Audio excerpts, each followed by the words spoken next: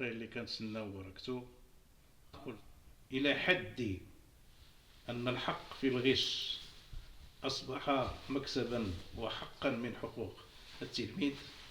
كل هذه من خلاله توجيهات كيف تتعامل مع وضعيات الأطفال الذين تتجاذبهم عدة مؤثرات خطيرة جدا.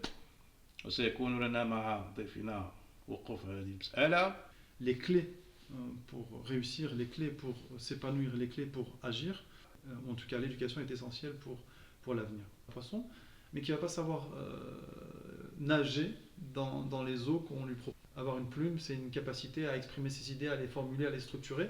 Si c'est une chose que j'ai apprise, c'est avoir une pensée critique.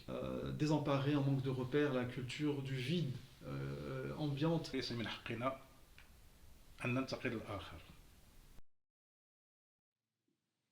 الحمد لله والصلاة والسلام على مولانا رسول الله وآله وصحبه. آسف عن هذا التوقف الذي صادف ظروفا كل ما يمكن أن يقال عنها أنها مرة، ظروف عشناها جميعا لا علاقة لها بمجال التربية والتكوين. العنف الذي وصل إلى حد الضرب والجرح والقتل زعزع كل مبادئ الاحترام الذي يجب أن تشهده المؤسسة التربوية في بلادنا.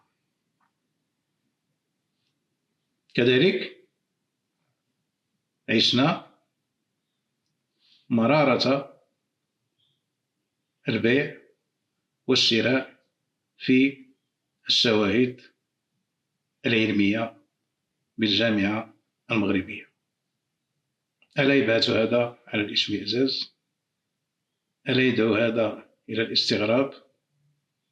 أين نحن من الوطن والمواطنة وشرف المهنة التربوية؟ يعني وصلنا إلى المثل الشعبي: الفقيه اللي كنتسناو وركتو دخل الجامع برغتو. وعدنا هذه المرة ونحن مصممون على مواصلة الطريق من أجل البحث عن الحلول المفقودة. تتميز هذه الحلقة بضيف لأول مرة سنترك تقديمه إلى ما بعد التقديم. لا شك أننا نتابع باهتمام كبير مباريات كرة القدم، ونتابع كل صغيرة وكبيرة عن الفريق الوطني الذي بلغ إلى مرتبة العشر الأوائل على المستوى العالمي. حماس نعيشه في كل ركن من أركان هذا الوطن، من طنجة إلى القاهرة. حماس منقطع النظير، وطنية لا يمكن وصفها بكل تلقائية وعفوية، في حين نجد أننا في مجال التربية والتكوين المغرب يحتل مراتب جد متأخرة، بل أنه من بين عشرات الجامعات في العالم نجد أن ليس هناك جامعة واحدة مصنفة ضمن هذه الجامعات. عشنا مشكل العنف، عشنا مشكل المتاجرة بالعلم وبالشواهد العلمية، عشنا مرارات التصنيفات. وأحيلكم الآن على بعض المظاهر ونحن في آخر السنة الدراسية. كيف تحس أنت كمواطن وأنت تمر أمام مؤسسة تربوية بالضبط في اليوم الذي توزع فيه النتائج وتسلم فيه الكراسات إلى التلميذات والتلاميذ، أنه مباشرة بعد الخروج من المؤسسة يتم تمزيق هذه الكراسات وهذه النتائج تمزيقا وكأنه انتقام من هذه المؤسسة. هذه هي نتيجة تربية سنوات داخل هذه المؤسسة. هكذا تجازى المؤسسة التربوية. لماذا وصلنا إلى هذه المظاهر؟ لماذا وصلنا إلى حد أن الحق في الغش أصبح مكسبا وحقا من حقوق التلميذ؟ كل هذه المظاهر سنتابعها واحدة واحدة. طبيعة الحال ونحن نتحدث عن الحلول. أقترح أنه لتجاوز مجموعة من المعضلات والإشكالات التي تعيشها المؤسسة التربوية، إن هناك تراشق وتبادل الاتهامات بين المؤسسة والمجتمع والأسرة ومن المسؤول. أعود بذاكرتي إلى يوم كانت تحتل فيه الأنشطة الموازية الأنشطة التربوية مكانة كبرى، وكانت شبه علاقة حميمية يعني متجذرة ما بين الأسرة وما بين المؤسسة. اقترح واش ما يمكنش نديرو داخل كل مؤسسة نادي تربوي خاص بالأسرة، تتلقى من خلاله توجيهات كيف تتعامل مع وضعيات الأطفال الذين تتجاذبهم عدة مؤثرات خطيرة جدا. وسيكون لنا مع ضيفنا وقوف على هذه المسألة.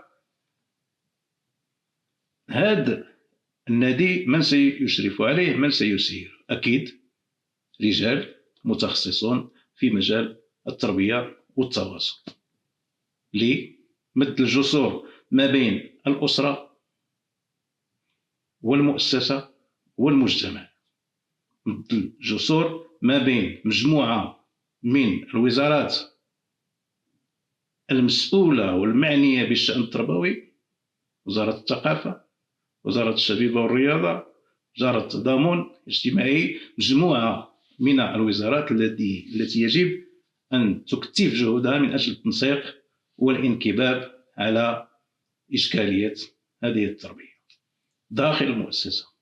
ما نريد هو أن تصبح المدرسة في قلب المجتمع، وأن يصبح المجتمع داخل المؤسسة. أظن إذا وصلنا لهذه المرحلة وأصبح هذا النادي نادي مفتوح تلجه الأسر الأمهات والآباء من أجل الاستشارة، من أجل النقاش حول وضعية التلميذ، خاصة أننا نعيش في زمن تربوي يعتمد على مشروع الطفل. أي مشروع للطفل؟ ولكن نعرف مشروع الطفل يجب أن نفهم الطفل وأن نعرف الطفل وتوجهات الطفل وحاجيات الطفل، وهذا ما يمكنش يفسر لنا واحد داخل من الباب وخارج من النافذة. لا، واحد مستقر يدرس الوضعيات، يناقش الوضعيات، يبحث عن الحلول في تضافر مجهودات الجميع بعيدا عن الاتهامات وعن التراشق ما بين هؤلاء كلهم، لأنه في الأخير نصبح أمام ضحية لسلوكاتنا ونحتار أمام هذه الوضعيات. ولعل ما تعيشه اليوم الأسر داخل بيوتها من تنافر ما بين الأطفال وذويهم وما بين الأطفال والمربين لا أكبر دليل على ذلك. سأقف هنا وأرحب بضيفي الأول في هذه الحلقة. عندي شرف كبير اليوم باش نقدم أول ضيف بودكاست مع الحل،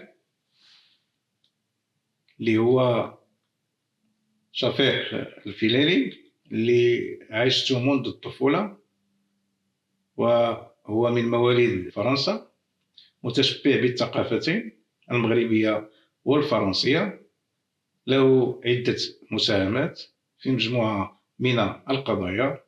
لن أطيل وأتركه يعبر عن ذاته بنفسه. سي شفيق، مرحبا. بارك الله فيك. إذا سمحتوا لي غادي إن شاء الله نتكلم باللغة الفرنسية، ولكن شرف لي نقدم أفكاري avec beaucoup de modestie, d'humilité, puisque notre frère Zé Hassan, qui lui est bien plus expert en ce qui concerne l'éducation que moi, je pense que voilà, je vais juste partager une expérience effectivement d'éducation, en tout cas d'instruction, puisque j'ai aussi enseigné à un grand niveau, à un haut niveau. Et voilà, des clés, j'aimerais partager avec vous des clés que j'ai retenues, que j'ai comprises, et qui sont à mon avis essentielles pour comprendre l'éducation et la pédagogie qu'il faut avoir, puisqu'en réalité, tout est essentiel, en tout cas l'éducation est essentielle pour l'avenir. Donc pour moi, l'éducation et la transmission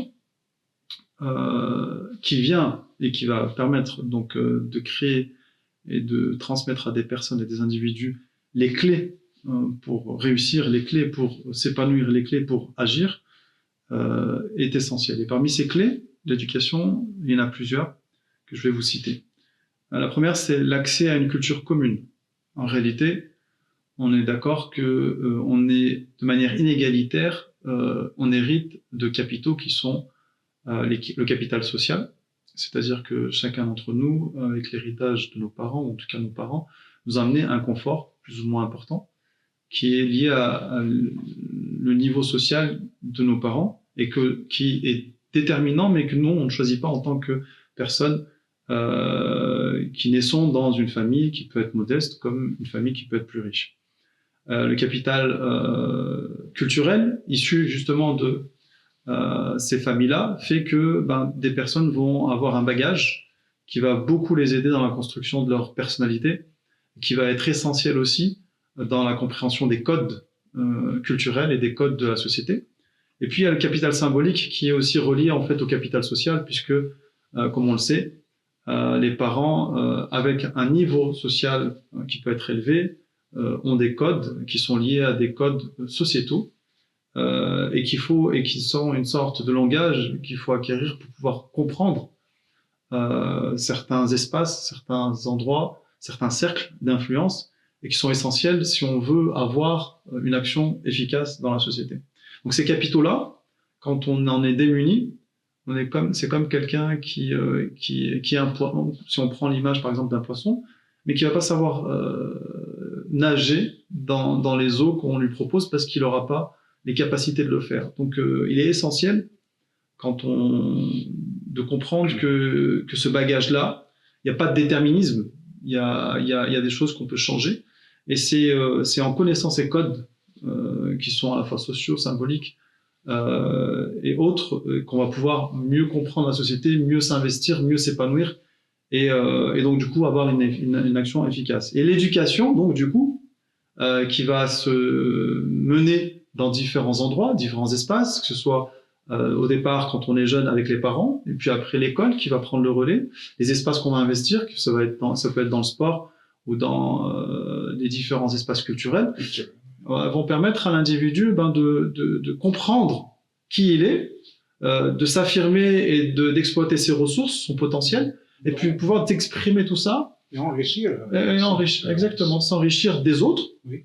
et enrichir les autres, puisque c'est quelque chose qu'on partage. Donc ces espaces, ils sont pas à négliger, et au contraire, ils sont à investir, parce on met des fois le focus sur l'école, alors qu'en réalité, l'école ne conduit pas forcément à un épanouissement, bien au contraire, et c'est tout le reste qu'on imagine en périphérie qui permettent à certains de pouvoir exploiter au mieux leurs ressources. Moi, je parle par exemple des sportifs qui deviennent peut-être des sportifs de haut niveau, ou des personnes qui vont s'adonner à un art et qui va les construire dans leur vie, et qui peut devenir un moyen pour eux de gagner leur vie. Donc tous ces espaces-là qu'on néglige parfois, ceux qui ont un niveau un peu plus élevé comprennent que il faut qu'il y ait des activités extrascolaires, des activités périphériques complémentaires qui permettent à l'enfant de trouver les ressources et surtout de s'exprimer, comme je l'ai dit et je me répète, au travers de différentes formes et au travers des arts qui sont très importants. Qui sont importants parce que moi je le dis très souvent, il y a deux choses, en tout cas deux clés qui sont importantes, qui sont à la fois l'art oratoire, la capacité de s'exprimer, qui nous permet de nous distinguer, et puis la plume. Avoir une plume, c'est une capacité à exprimer ses idées, à les formuler, à les structurer, et ça change. Ça change. En tout cas, ça nous distingue par rapport au commun des personnes, et surtout, si on ne veut pas être un handicapé, entre guillemets, je mets des guillemets, vis-à-vis des autres, il faut avoir cette capacité-là, dès le plus jeune âge, à pouvoir exprimer ses idées, à les structurer, à les défendre, parce que c'est important dans un monde où on nous demande très souvent de pouvoir exprimer une pensée critique. Et si on le fait pas, c'est les autres qui vont le faire à notre place. Et au lieu d'être servi ou de se servir du prêt-à-penser qu'on nous donne, c'est important de construire notre propre pensée, d'avoir cette pensée critique. Donc je reviens sur une des clés, comme je vous l'ai dit, c'est l'accès à une culture commune. L'éducation, elle doit permettre à tous d'accéder à un socle culturel qui est partagé. Et ce socle culturel, on le construit ensemble, comme on l'a dit tout à l'heure. Cette richesse-là commune, c'est nous qui la bâtissons. Et il est important de permettre à nos enfants, aux futurs adultes, en création, en devenir, de pouvoir accéder à cette culture-là partagée, avec des valeurs partagées. Le développement de la pensée critique, puisque moi je me rappelle quand j'avais fini, j'étais à l'année du bac, j'avais fini la partie du lycée, je me suis dit, mais en pensant à moi-même, je me suis dit, j'aimerais bien me dire, voilà, de toutes ces années passées à étudier, qu'est-ce que j'ai retenu de tout ça? Et j'avais eu une pensée à ce moment-là, je me suis dit, si c'est une chose que j'ai apprise, c'est avoir une pensée critique. Avoir la capacité de remettre en question les apprentissages, les connaissances, pour pouvoir créer ma propre pensée avec cela. Ça ne veut pas dire que je renie ou je sors forcément avec quelque chose qui est négatif. Non, c'est avoir la capacité de dire, appréhender la complexité, appréhender les nuances et de se dire que ce qu'on me dit, c'est pas une vérité absolue. C'est une vérité, mais c'est pas la vérité avec un grand V.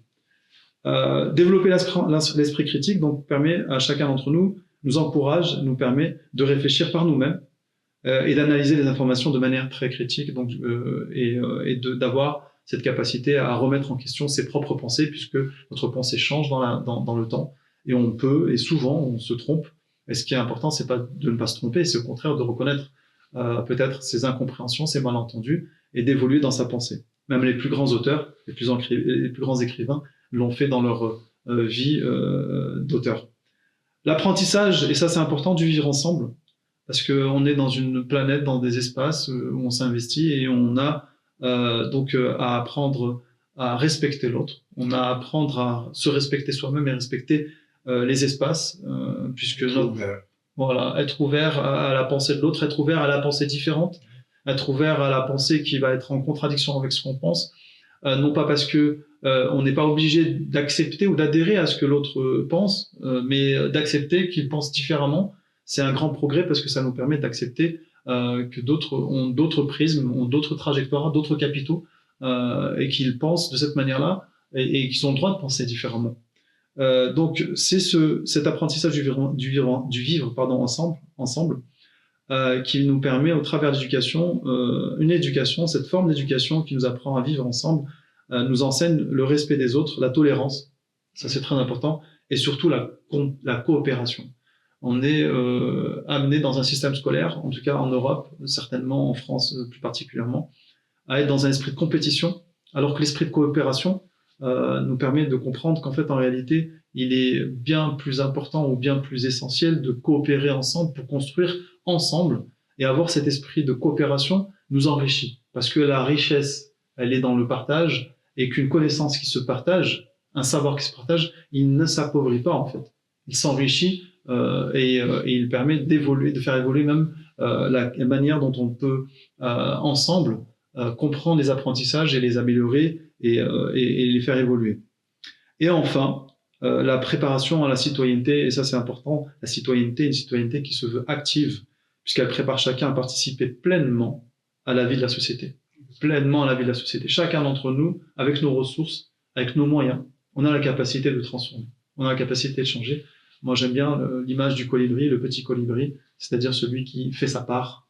Vous savez, la fameuse légende du colibri qui va éteindre avec un petit peu, en prenant un petit peu d'eau dans son bec et qui va vouloir éteindre l'incendie. Donc chacun sa part dans un esprit collectif, puisque la planète elle nous appartient tous, et que si j'ai moi une petite action, même si elle est petite, positive, elle va me permettre justement de changer les choses. Et si chacun voilà, un plus, et si chacun d'entre nous avons cette action positive, on va changer globalement les choses. Donc au-delà de ces aspects, l'éducation est, comme je vous le dis, un moyen fondamental pour réussir dans la vie, parce qu'elle offre en fait les opportunités, elle nous permet de développer des compétences sociales et intellectuelles, sociales puisqu'on interagit avec les autres, intellectuelles dans la manière de penser, et en nous préparant mentalement à relever les défis. On est dans une époque de grands bouleversements avec de grands défis qui sont à la fois économiques, écologiques. Notre planète souffre, on court vers notre propre extermination. Plus de 70% de la biodiversité a disparu ces 50 dernières années. Donc c'est vous dire les grands défis qui nous attendent et qu'on doit relever. Et c'est cette éducation qui en fait nous permet d'imaginer, en tout cas qui a une forme d'investissement pour l'avenir, puisqu'elle contribue à construire une société plus juste et qui permettra à chacun de réaliser son potentiel. Donc moi je crois beaucoup au fait de semer. Très souvent, et tout à l'heure on a avec Hassan vu autour de nous, on a parlé beaucoup de semer les plantes, semer les choses, on a parlé jardinage. Je pense que chacun d'entre nous, on est des semeurs d'espoir. On a besoin de semer en nous l'espoir et de construire des choses, des valeurs, et de les semer dans une jeunesse qui est désemparée, en manque de repères, la culture du vide ambiante et de la médiocrité. On doit changer et transformer ça pour qu'ils se remplissent de valeurs qui vont pouvoir eux-mêmes mettre en action pour réaliser leur potentiel, une pensée créatrice au service d'un engagement et de quelque chose qui permet d'avoir une action transformatrice, c'est-à-dire une action qui va permettre de réformer la société. Voilà les quelques clés que j'ai voulu partager avec vous, qui, moi, je trouve essentielles, puisqu'en réalité, chacun d'entre nous devons être des semeurs d'espoir, des transmetteurs de savoir, de connaissances. Je le répète, c'est un héritage, c'est une forme d'héritage. Et nos parents et tous ceux qui nous ont éduqués, les grands éducateurs, nous ont permis de devenir qui nous sommes. On n'est pas devenu comme cela. Je veux dire, on n'est pas arrivé à ce niveau-là comme ça. Donc on leur doit beaucoup. Et c'est ce qu'on doit, à mon avis, transmettre aux générations futures. شكرا. نذكر بمبادئنا في الحلقة الأولى. ذكرنا أنه ليس من حقنا أن ننتقد الآخر، لكن من حقنا أن نبدي آراءنا. شكرا لإبداء الرأي. شكرا. مسألة التربية تهمنا جميعا. أول خطوة في إبداء الرأي واقتراح بعض الحلول. ننتظر آراءكم، ننتظر تسجيلاتكم، ننتظر حلولكم. إلى اللقاء في الحلقة القادمة.